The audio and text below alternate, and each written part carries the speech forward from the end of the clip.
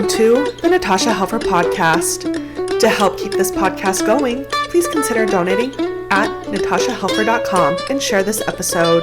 To watch the video of this podcast, you can subscribe to Natasha's channel on YouTube and follow her professional Facebook page at Natasha Helfer, LCMFT, CST-S. You can also find all her cool resources at natashahelfer.com.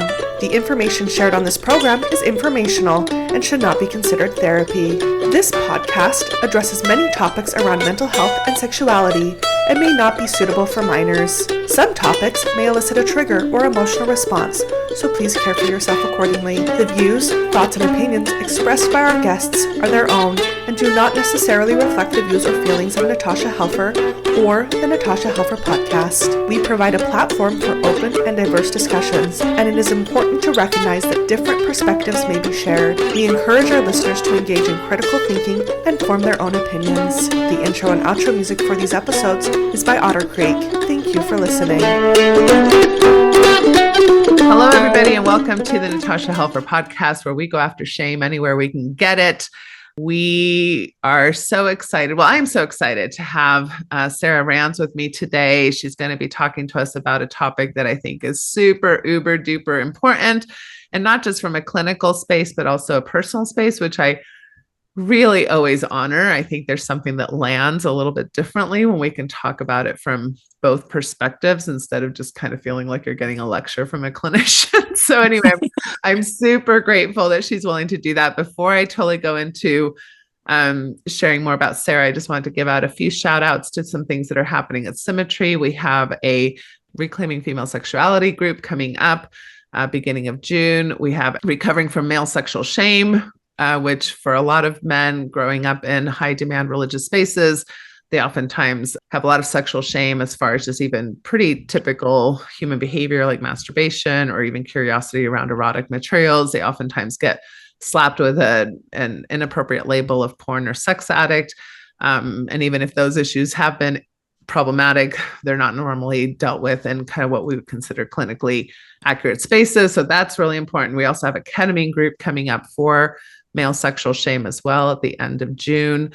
And we have ethical non-monogamy groups coming up and also mixed orientation marriages. So lots of themes that trend, in my experience, to be common topics that come up as people are deconstructing religion or nuancing their faith and wanting to heal in particular areas that we here at Symmetry kind of specialize in. So check us out if you're interested in any of those things.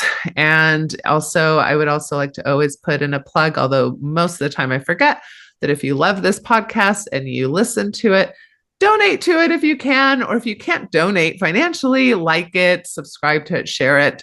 And that helps us get the word out and also helps give us a few little funds to be able to host the website and things that, cost us money on our end. With all of that being said, welcome to the show, Sara. So nice to have you. Thank you. So glad to be here. Yeah. Why don't you give everybody just a little bit of a bio, like maybe a professional bio, like Sure. What brings you to Symmetry Counseling as part of our team and everything? Sure. I'm one of the therapists here at Symmetry, and I specialize working with faith transitioners, with neurodiverse people, and with cancer survivors. I'm here to share my breast cancer story. I'm a survivor myself. I was diagnosed 19 years ago when I was 32. And when I was first looking at getting hired on here and checking out your podcast and seeing what it would be like to work here, I looked through the backlog and saw if anybody had shared their story here about breast cancer and sexuality. It's such a common story, and I was surprised no one had shared it. And here it is a year later, and still nobody had shared it. And I was like, well, who's going to share it? That's Darn right. it. And so, okay, maybe it's going to be me. Darn it. Okay, yeah. But might as well be me, right? Maybe it's been long enough where I processed it. And so my hope is by sharing an honest, vulnerable story that it's easier for other people to do the same, to feel their real experience and to share it with somebody. Yes. No, and I am so thrilled that you brought this topic. In fact, as you say that, I'm kind of embarrassed I haven't purposefully, sought out more conversations around the intersection of cancer, sexuality, and also religion, right? Because as we usually deal with chronic illness, especially younger in years where you don't necessarily, I don't think many 30-year-olds expect a diagnosis of cancer. We can talk about that too. Oftentimes we do rely on our spiritual or faith beliefs or communities to deal with the grappling of that. And of course, there's lots of positives that can come out of that. And there's also some negatives that can come out of that. So, right. And we can talk about some of that here. Right. Yeah, that's a super important topic. Plus, I teach at the Buehler Institute for Sex Therapy, and Dr. Stephanie Buehler, who runs that program, has quite a bit of history working with breast cancer survivors out of California, where she worked with the Hoag hospital system. So in all the trainings, this comes up a lot, but then I'm like, why haven't I brought this to my community? So I think this is super important. All right. So amazing. Yeah, super good. I really appreciate you, Sara, being willing to do this. So let's maybe dive a little bit more into the cancer story. Tell us about how you even came to find out that you had cancer. And Sure. So I, like I said, I was 32. I found a lump as I was putting on my bra one day.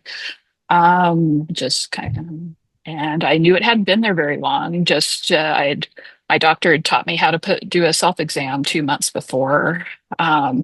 So I felt with my own fingers there hadn't been anything there that I could feel not long before. I wasn't that worried. I didn't have a family history. I was young. I'd had some benign lumps in my 20s that weren't, my doctors had assured me I didn't have anything to worry about. But I'm a responsible kind of person. And so I went to the doctor. I got a phone call and everything changed overnight. Had 3 little kids at home. Ages 7, 5, and 3. And that was like what all the worry was about. Was for them, right? As far as you yourself. Gotta take care of these guys and survive for these guys, right? Yeah, right. The idea that they could lose their mom. Yeah, right.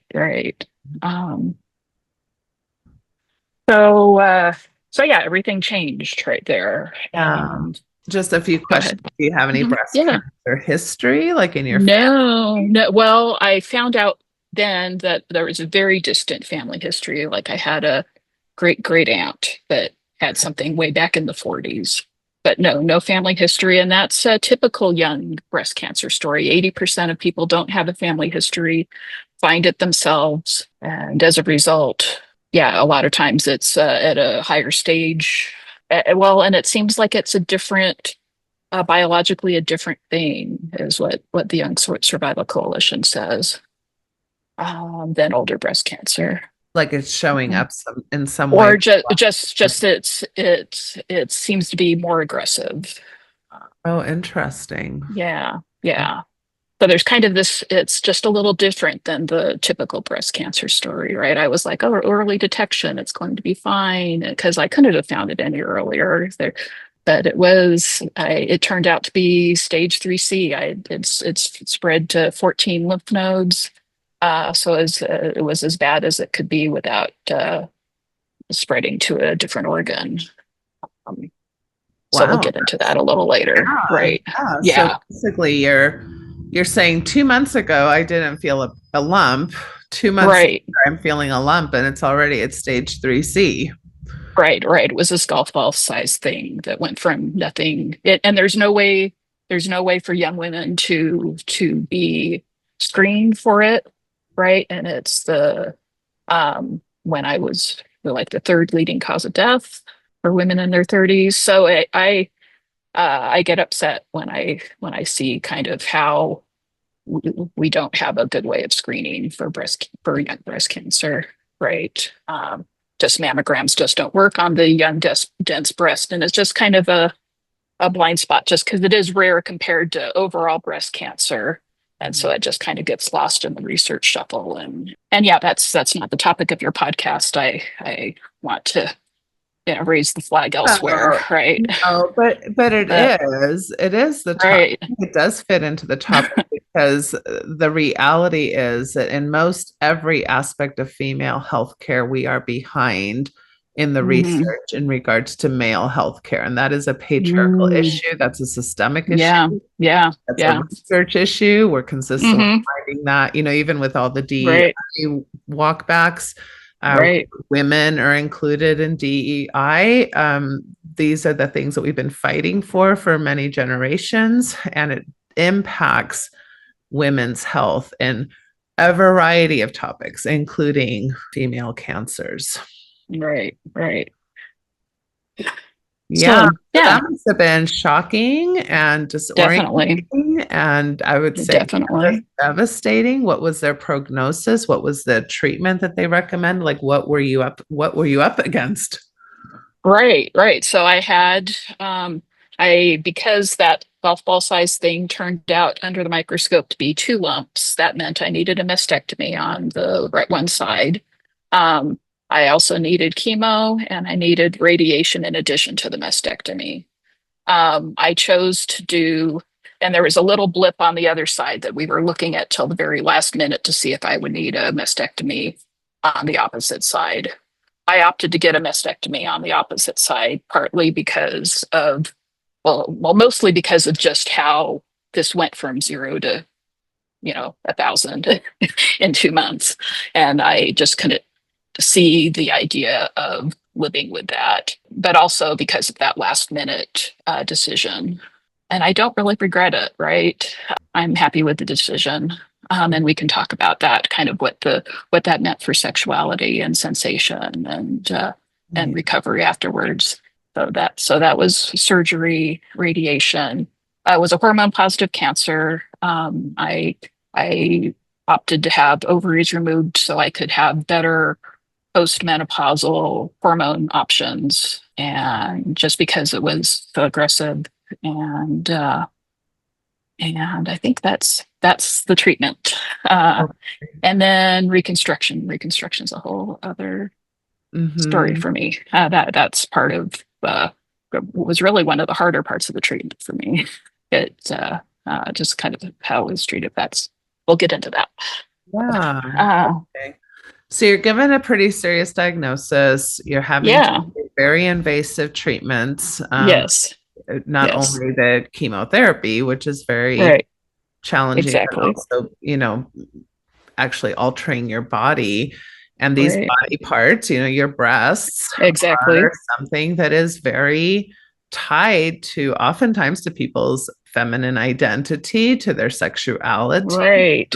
Right. So yeah, And let's. so for me, I knew that I valued the sensation of rest during sex. Mhm. Well, well, let's maybe talk about that a little later. Let's do the story. So I went through the mastectomy and recovered from that fairly well, and then went into I had drains in me during my brother-in-law's wedding at in the San Diego Temple.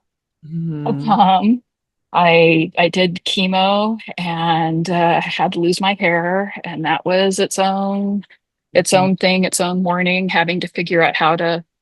Uh, the kids helped, and my husband uh, shaved my head. It turns out to be really messy to lose all your hair at once. Mhm. My 3-year-old's first memory was the hair and me flushing some of my hair down the toilet.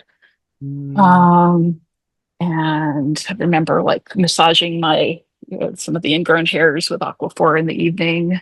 Um, but I still kind of felt human in between the chemos. I was able to take walks and take care of the kids.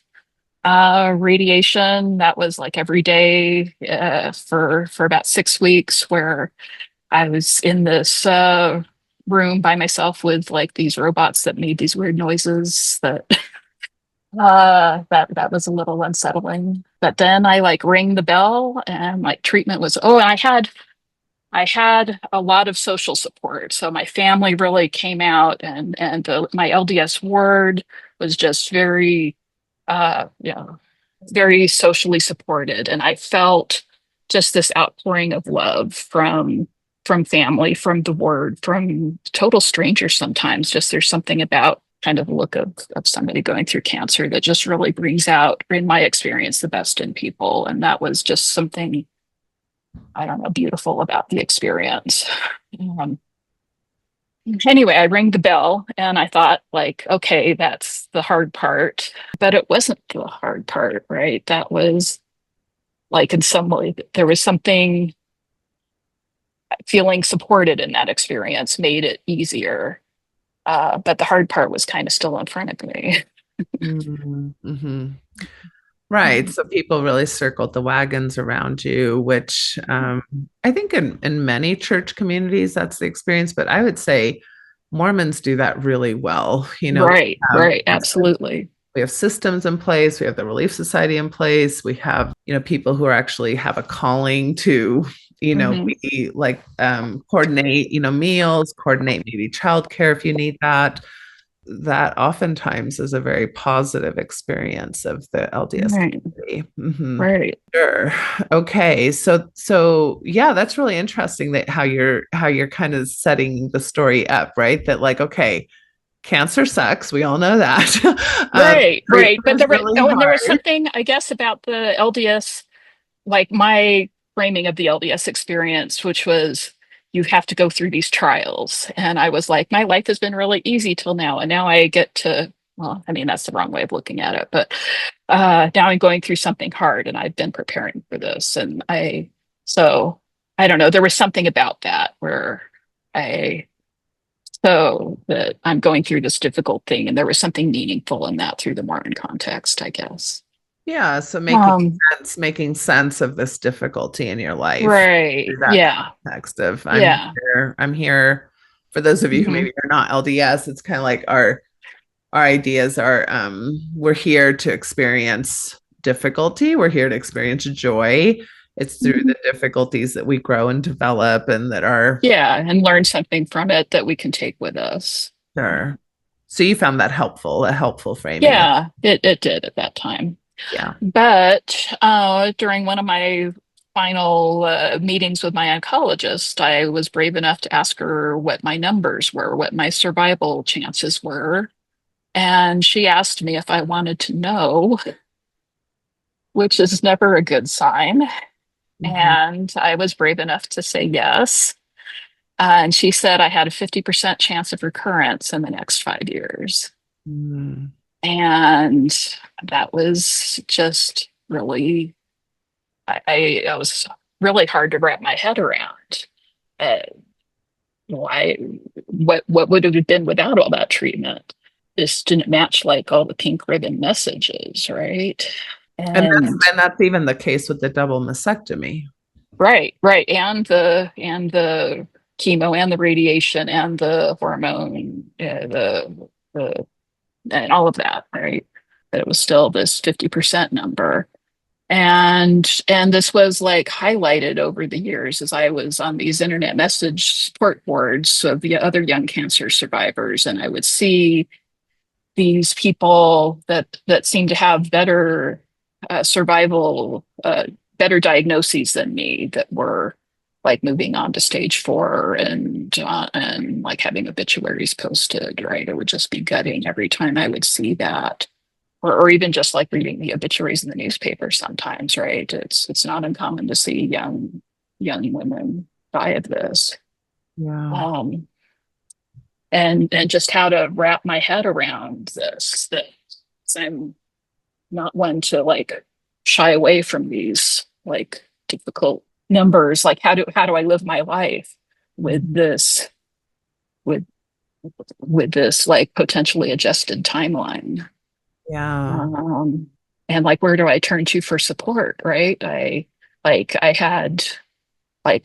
did have these supportive people around me, but like this topic was like too difficult to talk about with them, right? They didn't want to think about it either. Medical people weren't really prepared for that either. I even got about like referred for a psych evaluation when I talked to like the wrong medical person about this. I think they assumed that meant I was suicidal. So like there just wasn't the support for that. Yeah. And I think that speaks to even the wider critique of American culture that we don't Mhm. know how to talk about death very well, right? Like that's a Right. general critique I hear all the time. We're very youth oriented, we're very health conscious, we're very we're very anti-suicide. Of course, that's not true in all the other countries in the world. Sure. And that's, and I think there's something good to that, but just like there wasn't the support for helping me figure out how to come up with a framework to live my life given, a flip of the coin. It could be, I could be my grandmother, right? My grandmother died last year at age almost 101. Or, or it could have, and this is kind of how I eventually came up with what worked for me. I could be my grandmother, or I could get another year. Mhm. I called it Plan A and Plan B, right? Right. Right. Yeah. And Conversation and about death and dying and your interest in existential therapy really makes a this lot of this is the sense. origin story, Yes, right? sure. Yeah.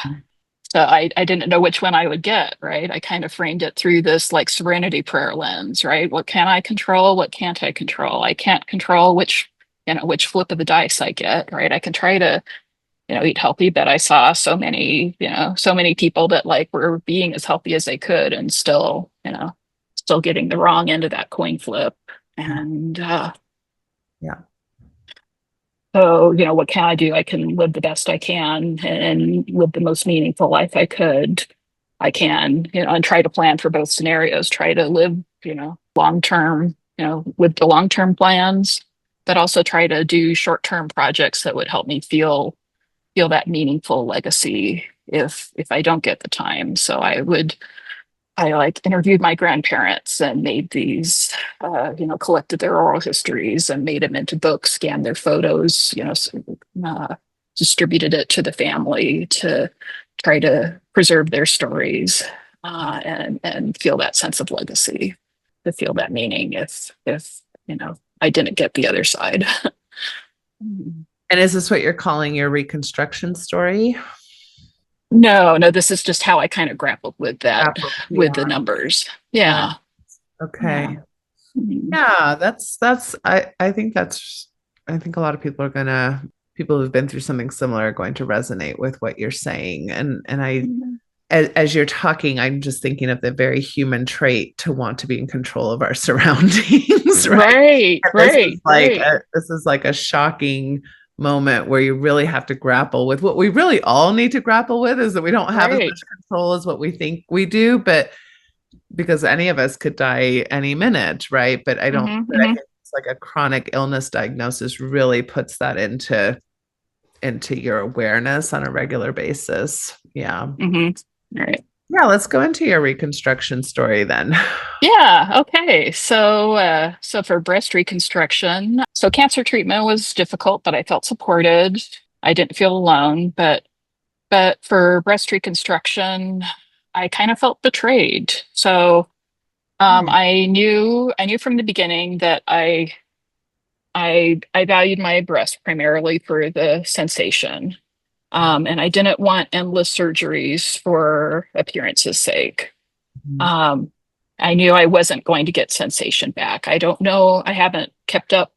Maybe there's like cutting edge reconstruction where you do get to keep sexual sensation, but I suspect that's probably cutting edge kind of Yeah. um, surgeries. Everything I've heard is that it's either null and void or very, very Uh-huh.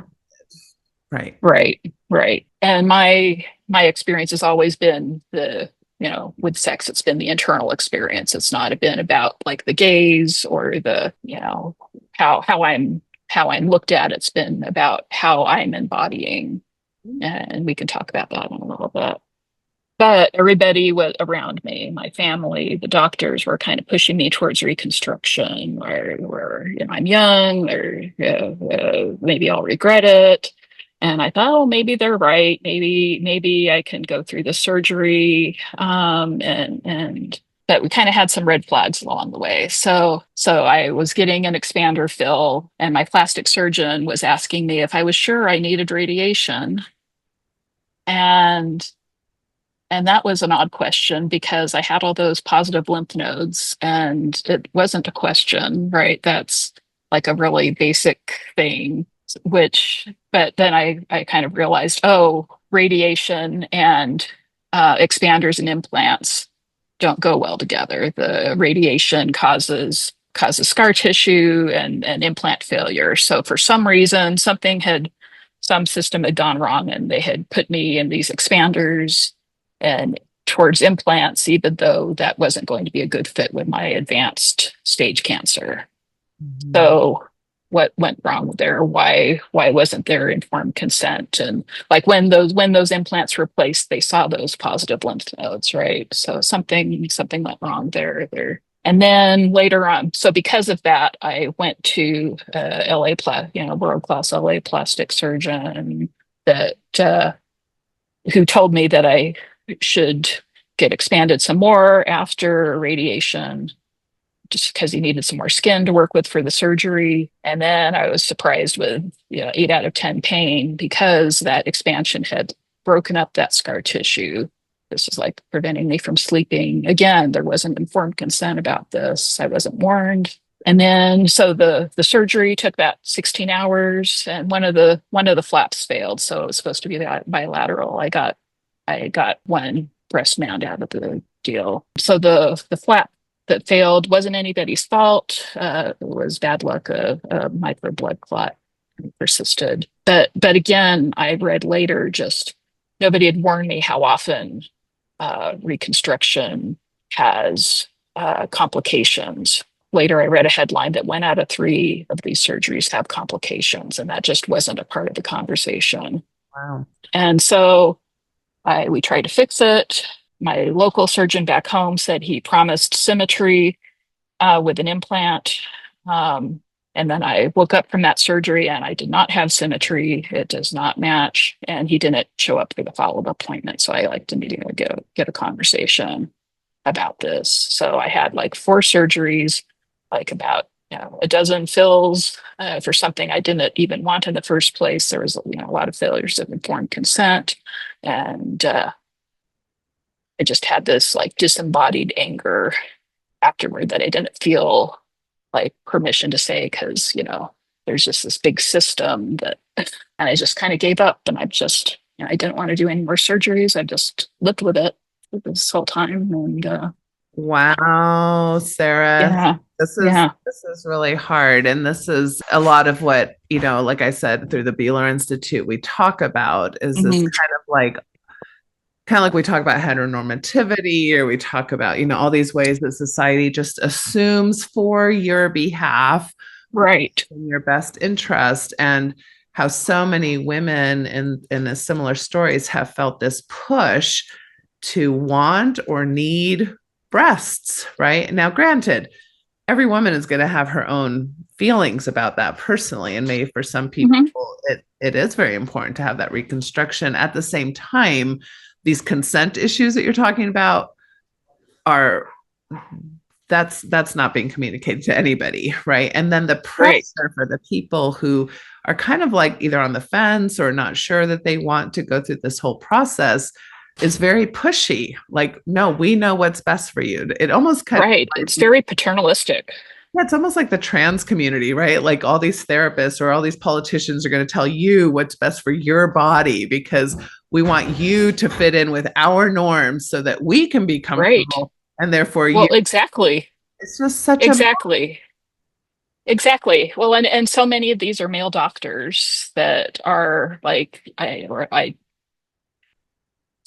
yeah. Oh, the patriarchal issue here is that boobs are important for male sexuality. Right.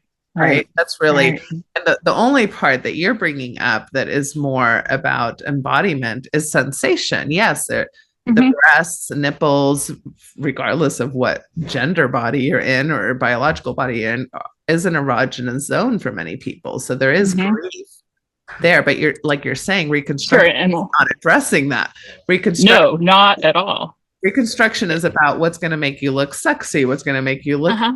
normal, what's going to make you feel desired or desirable or still feminine.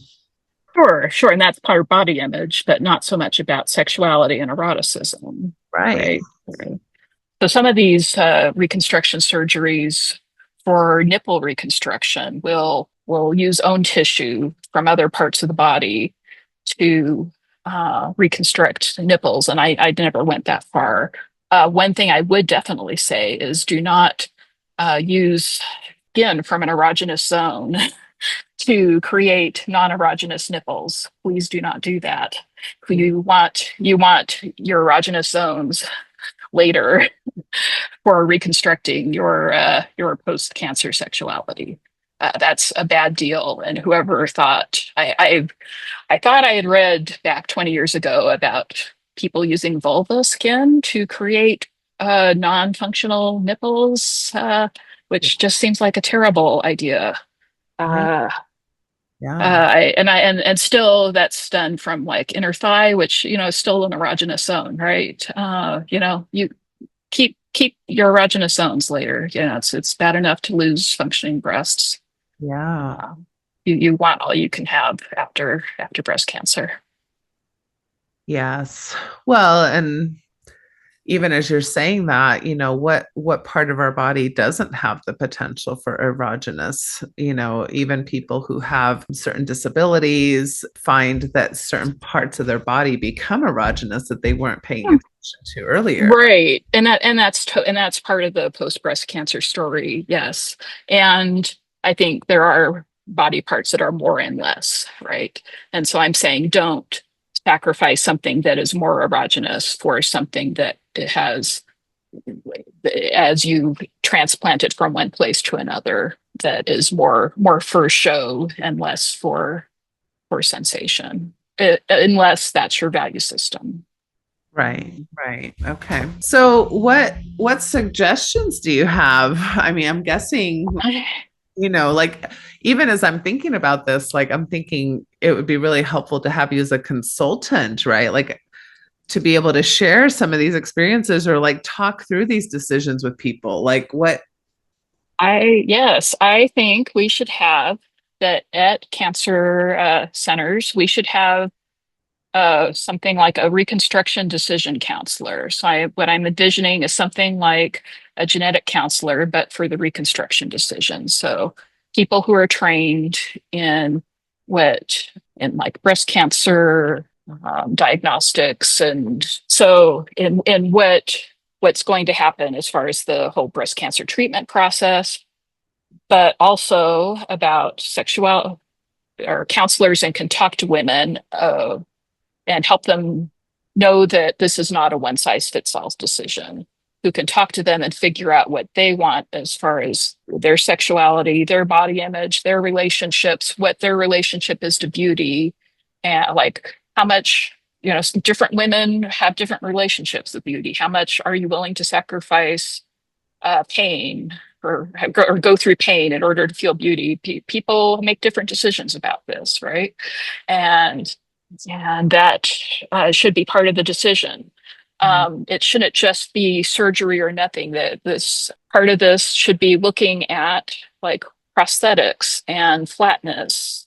That shouldn't be like a second class choice. That should just be uh, part of something in the room so people can see what these are and this demystified, and not be something that's you have to drive across town that is stigmatized. Right. Images should be part of the conversation. I don't think I saw images of what reconstruction looked like, or regular mastectomies looked like. I had to look that up online. That wasn't part of a conversation in a doctor's office for me. And this should definitely not be done by surgeons. This should be done by counselors. Mm. I love that. I think these are wonderful suggestions. Go ahead. I'm sorry.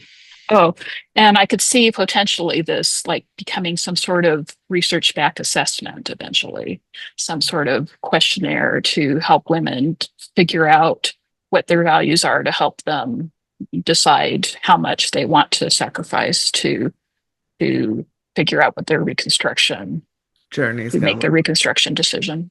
Yeah. That's fabulous. I agree. Let's do it. Let's start right now. So are you comfortable? However much you're comfortable talking about then, because I agree, like the support is in the cancer diagnosis. What I hear from cancer survivors all the time as a sex therapist is that nobody's talking about sex while you're getting the diagnosis, while you're going through the treatment. It's almost like it's this frivolous thing that's like, we don't even care about your sex life. We just want to keep you alive, which in some ways makes sense, right? Like we're prioritizing your being able to stay alive. At the same time, it'd be nice if along the way you got some information about how this is going to affect your sexuality. What are the long-term effects, so that then you're not grappling with all of this post by yourself. Yeah. So what are you comfortable talking about in regards to the relationship between reconstruction and sexuality? Sure. So for me, well, reconstruction was really its own separate thing, right? And sexual, because like we said, it wasn't really related to sensation. So for sexuality after cancer, I cried as I was having sex, not because of pain, but just because of grief over the missing breasts. For months, probably over a year. I don't really remember this time all that clearly. There was just this blank space, sensation wise, where my breast used to be, like right where like foreplay used to be. It brought up feelings of guilt. It wasn't sexy, but in order to feel anything, I had to feel through the grief. And so that's how it played out. I had to come out through my body. And once the tears had come through, I could feel again. And my husband and I had to learn this new body, right?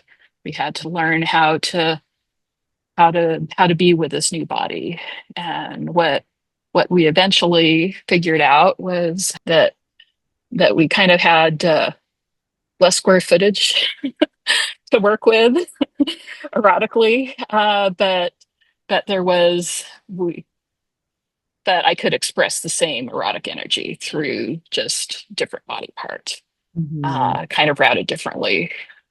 It reminded me of what they say about when people lose one sense, of how the other senses are heightened. I don't know if that's actually true, but that's kind of how this process felt for me. Yeah, how our bodies adapt, right? Even our eroticism adapts. And like I remember listening to, oh gosh, what is his name? The person who played Superman, who had the tragic accident that left him paralyzed. I forget now his name, but him and his wife would talk about Christopher Reeve. Yeah, thank you. How they would talk about, that they still have a sensual life together. And that maybe is surprising to people when he's not able to really have movement from his neck down. And yet he's like, I'm still alive. I still have sensuality, right? And for anybody who's watched Sexual Education, there is a person in a wheelchair, and you can see how the eroticism in the earlobes and in the neck and that, all these other body parts. So that's speaking to me as far as what you're sharing as well. Yeah. So what I would say to any listeners is just, it's normal to grieve and to give yourself permission to do that. But that's not the end of sexuality. Yeah. You mentioned guilt. Are you willing to dive into what was guilt about? Oh, I think just that, like, ruined the mood or whatever. Oh, I see. Like you were making it harder for your husband to have a good time. Exactly. But at the same time, but what was I going to do, right? That's just how it had to come out. Right. Well, so to add to your idea of having a reconstruction decision counselor, I wish that they had sex therapists to talk to people, and not just the person who's going through the treatments, but their partner. How are you an ally to your partner? What can you expect? what are some strategies and skills to help you go through these grieving moments? Or what do you do when you're having sex with somebody and all of a sudden they're crying? Which I've been one of those people that cries during sex, but not for this reason, for religious trauma reasons. But what our partners are like, how are we supposed to, what are we supposed to do? So I wish there was more of that kind of support and direction as well. Yes. Yeah. Yeah, absolutely. Do you feel too like there's sometimes this sense of like, well, aren't you just grateful you're alive? Who cares about your sex life? Yeah, and that was a part of my decision, my very, brief decision for, I guess they call it contralateral mastectomy, my opposite breast. And that's a complicated decision I don't want to get into here, right?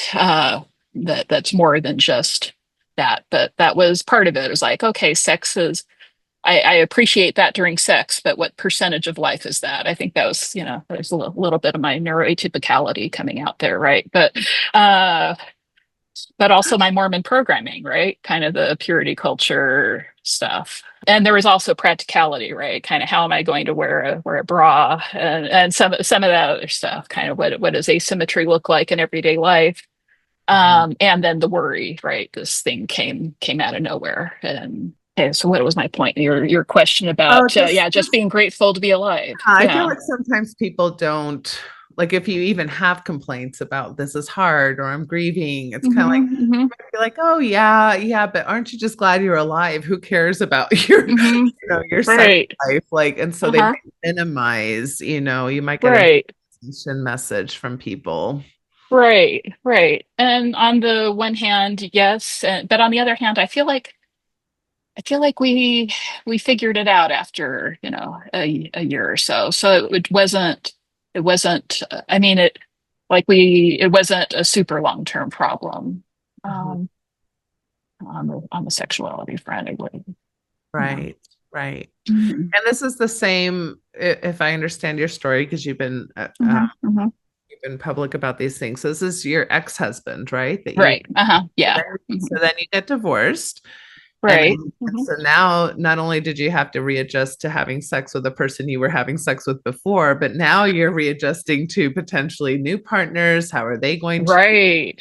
Exactly. It was terrifying to think of, once I knew I wanted to date again. I was like, I had this idea in my brain that, oh, my ex-husband had to put up with this, which is like not true in the first place. But why would somebody new choose this, right? And I think this is a common insecurity, that who would choose this, right?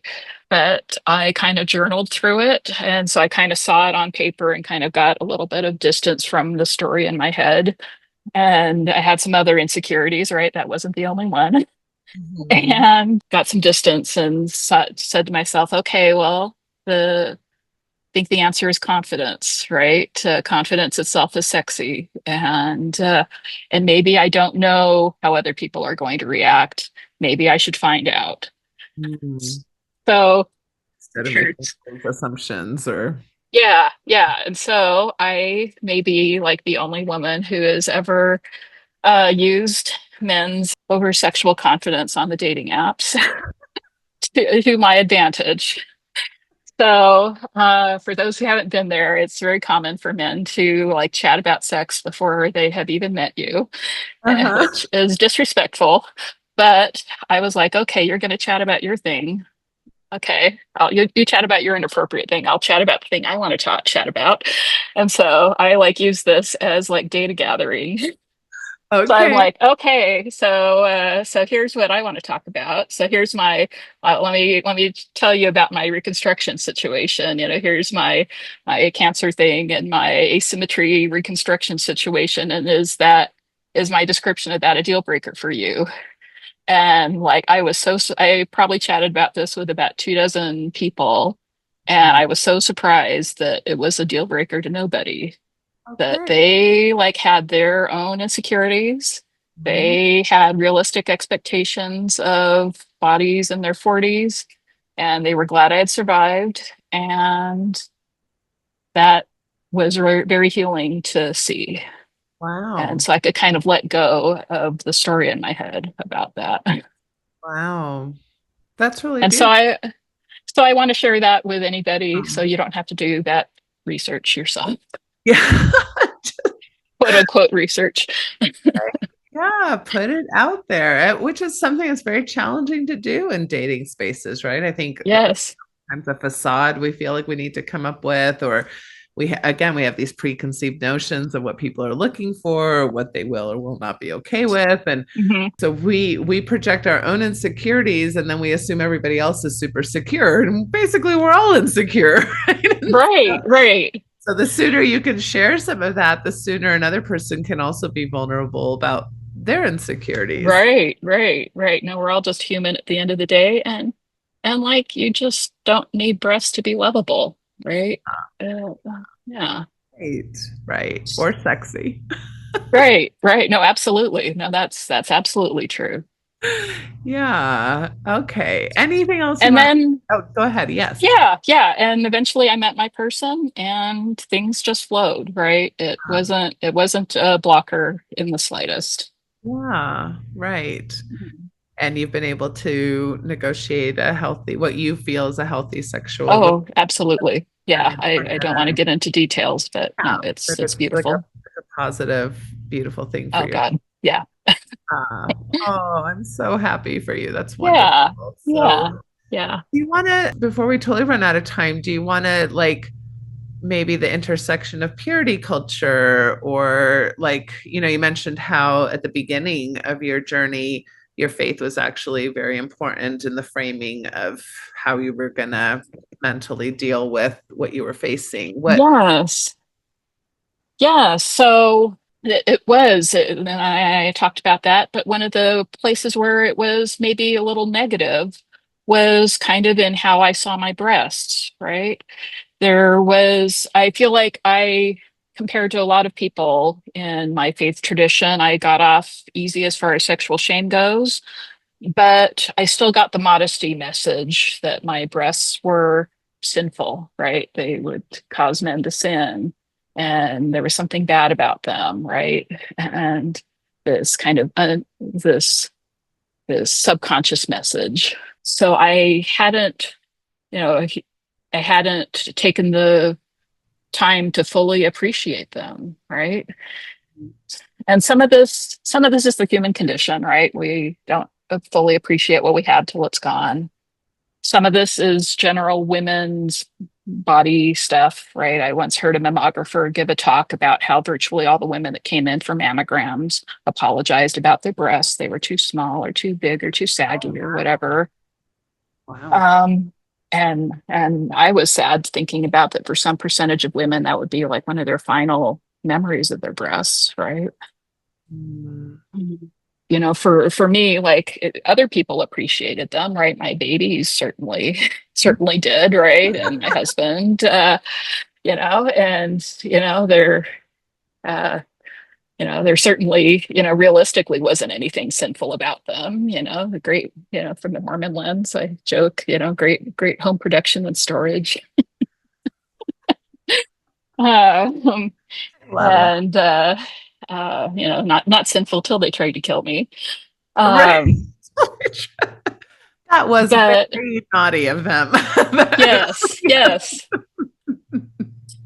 But then they're gone, and I hadn't fully appreciated them while I had them. And there's something tragic about that.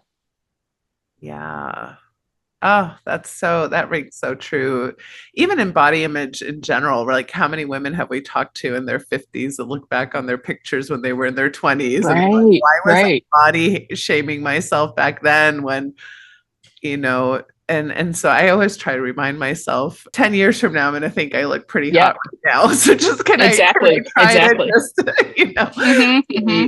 be kind Hmm. to myself in the moment, right? Amen. Amen. Okay. And Um, then after my faith transition, I had to mourn all over again. I had been holding out for hope for a resurrection yeah. and like having my body restored.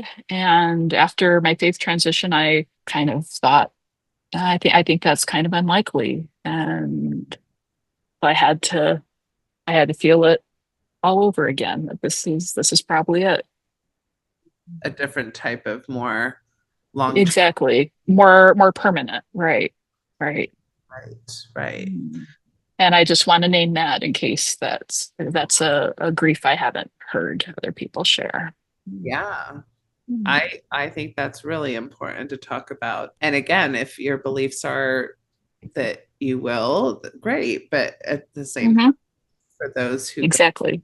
and I've heard that a lot with even like deaths, like, oh, I thought I would reconnect with Hmm. my family member, or my child who died, or my Hmm. whatever, and then having to grieve it in a very different way once those Right. ideas about afterlife or what's to come are either completely changed or more ambiguous, And Hmm. so Hmm. I'm really glad you brought that up. That's really important.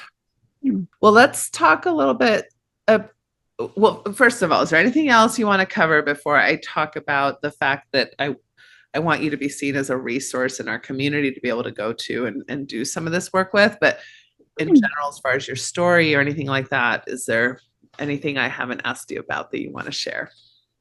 Oh, just really quickly, the body image story. Ah, So, yeah, after the reconstruction, I avoided mirrors for a long time and photographs. I felt like Frankenstein, and I've heard that story from many breast cancer survivors. I turned my anger kind of towards the reconstruction process, towards my body. I started overeating, and that went on for years. And then after some years, I participated in a study about sexual health after cancer, and they had me journal about my story, and they had a little interview, and there was something about me writing this down, and again looking at that from another point of view, that just changed something about my point of view, that led me to see, okay, this is dumb.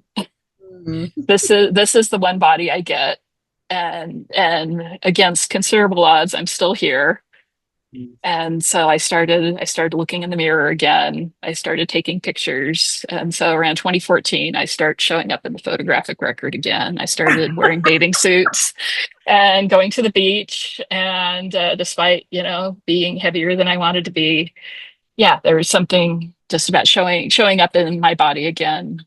So yeah, your body after breast cancer is a lot to get used to, but Ah, it's still a miracle nonetheless. I love that you shared that. I mean, it almost sounds a bit like exposure therapy, right? Which is in essence Hmm. what it is. It's doing something that maybe is uncomfortable, new at first. It's going to probably bring you some level of anxiety, and as you do it more and more, it becomes easier, and sometimes even past just easy to empowering, and actually Yeah. Yeah. claiming, right? And so there's something Hmm. really beautiful about that. That's Yeah. Oh, wow. That's really good. Well, thank you so much for sharing so much of your personal journey. I think everything that you're saying is not just even relatable to cancer, but to many other ways that we struggle with our bodies and body image. I'm just thinking, the aging process, as our Right. bodies change and we lose certain either flexibility or certain ways that we looked, or even fluctuations of weight, whether we gain weight or lose Hmm. weight, and all of our feelings about how we're supposed to show up in the fit correct body. So boy, we do a lot of body monitoring of ourselves and of other people in our culture to this day, and that's just not Mormon culture, that's overall culture. Hmm. So I want to just give you a huge shout out. First of all, Sara is a wonderful clinician at our practice. We love having her as part of our team.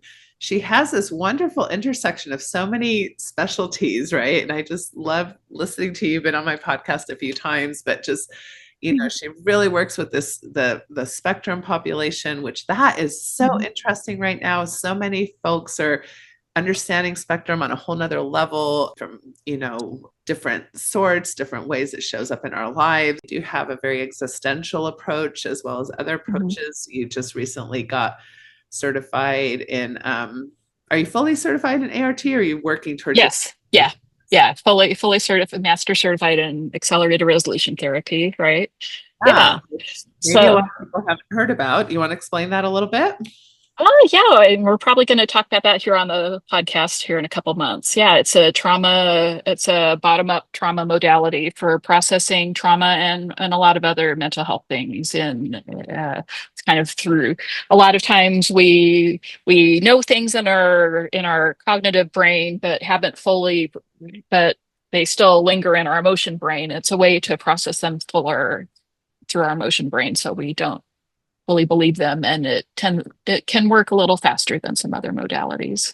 Right. Like most people maybe by this time have heard of EMDR. It's kind of like Hmm. it's kind of in the family of EMDR, but It is. it's more accelerated work, and it's really interesting. I've loved hearing you talk Mhm. about your training experiences in that. Mhm. Sarah, is great with faith transition work, and for many people who are in that intersection of being maybe a woman or a man, but a lot of these topics that we've talked about today are female types of issues, body image issues, cancer survivor, religious trauma. So you just are a rich resource in our community, and I want people to get to know you. Thank you, Natasha. Yeah. So yeah, for any cancer survivors, I bring my own lived experience plus trauma tools, which is very applicable to cancer. ART, ketamine assisted, which is applicable here. I'm just starting to get trained in the neuroaffective relational model, which is a complex PTSD tool. I also have the existential lens, like you mentioned, and I can help you heal on your own on your own terms, and build a life worth surviving for. Oh, I love that. Build a Mhm. life worth surviving for. Mhm. I love that. Mhm. Both from, again, it's bringing up a lot of things, not just breast survivors, but or Yeah. survivors, but religious trauma survivors, Yes. sacred Yes. survivors, sexual trauma survivors. Like we're all, I think that's a common goal we all have, is building a life worth surviving for. Thank you for that language. Right. Right. And I want people to find somebody they can share their whole messy story with, right? I don't, especially with the cancer story, there's pressure to kind of be the inspirational survivor, right? Whether it's me or somebody else, find somebody you can be real with, share the whole beautiful truth of your story. Uh, Yes. Because it's Find okay. somebody who can hold it. Yeah. Cancer is a lot for a lot of people, and there's Totally. pressure to kind of edit, and that can get in the way of healing. Yeah. I love that. It's okay to be a mess. And it's okay to Yes, bring your mess. yes, We can be a mess and we can be inspirational at the same time. yes, yes, It doesn't have to be all figured out. So, yes. all right. Well, Sarah, thank you so much. If you're interested in learning more about Sarah or working with her or having her present on these topics, because she does that as well, please reach out to Sim Counseling, SYM counseling.com, and we can get you in touch with her. So thank you all for listening, and we hope we get a lot of comments, especially from those of you who've maybe had a similar experience in some way or another to what Sarah's talking about today. So take care, everyone. Have a great rest of your week. Bye, Sarah. Thank you. Thank you for listening to the Natasha Helfer Podcast. To help keep this podcast going, please consider donating at natashahelfer.com and share this episode.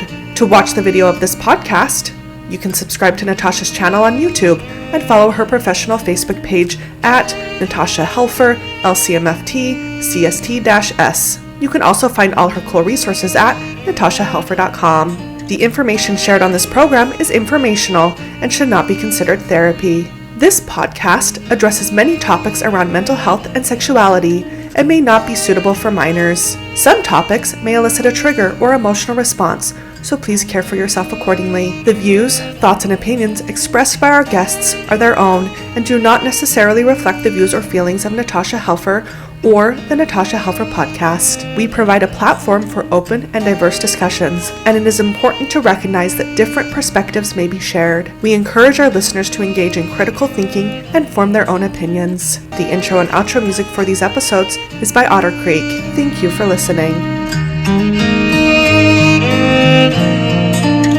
There is a place where time slows to nature's pace, and there is space there to find yourself in her embrace.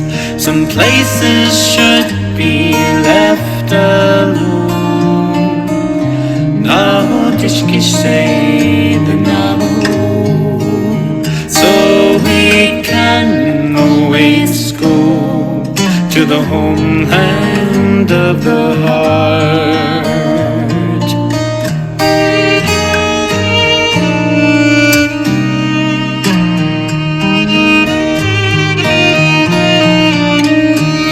10,000 years of our human history etched on her canyon walls, alongside Earth's mysteries.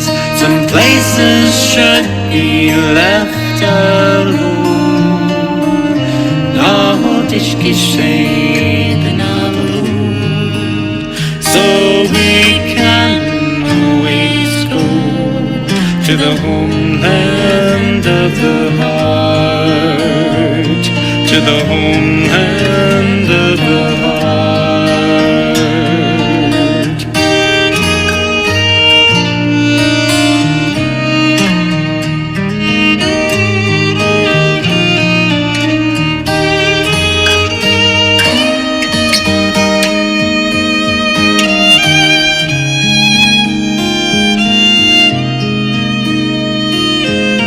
Deep in our cities,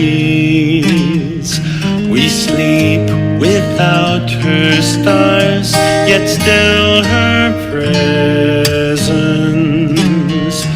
sustains us from afar. Some places should be left alone. No tishki shade nabu, so we can always go to the homeland of the heart, to the home